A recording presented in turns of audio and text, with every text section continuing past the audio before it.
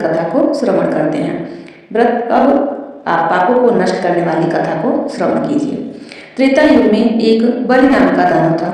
वह अत्यंत भक्त, दानी, सत्यवादी तथा ब्राह्मणों की सेवा किया करता था। वह अपनी भक्ति के प्रभाव से स्वर्ग में इंद्र के स्थान पर राज्य करने लगा। इंद्र तथा अन्य देवता इस बात को सहन न कर सके और भगवान के पास जाकर प्रार्थना करने लगे। अंत में भगवान ने वामन रूप धारण किया।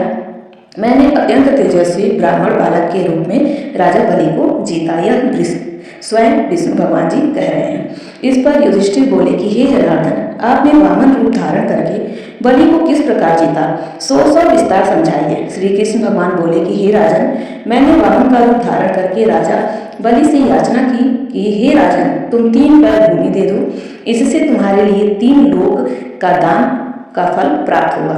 राजा बलि ने इस छोटी सी याचना को स्वीकार कर लिया और भूमि देने को तैयार हो गए।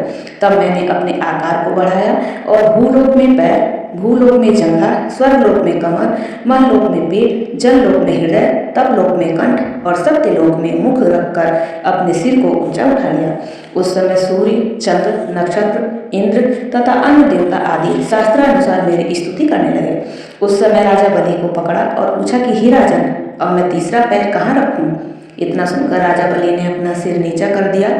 उस पर मैंने अपना तीसरा पैर रख दिया और वह भक्त दानव पाताल लोक को चला गया। जब मैंने उसे अत्यंत विनीत पाया तो मैंने उससे कहा कि हे बलि, मैं सदैव तुम्हारे पास ही रहूंगा। भादों के शुक्ल पक्ष की एकादशी को, परिवर्तनी नामक एकादशी के दिन, मेरी एक प्रतिमा राजा बलि के पास रहती है और एक क्षीर सागर में शेषनाग पर शयन करती है। इस एकादशी को विष्णु भगवान सोते हुए करवट बदलते हैं। इस दिन त्रिलोकी के नाथ श्री विष्णु भगवान की पूजा की जाती है।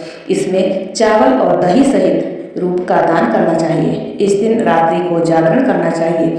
इस प्रकार व्रत करने से मनुष्य समस्त पापों से मुक्त होकर स्वर्ग लोक को जाता है। जो इन पापों को नष्ट करने वाली परिवर्तनी एकादशी की कथा को सुनते हैं, उन्हें अश्वमेध यज्ञ का फल मिलता है।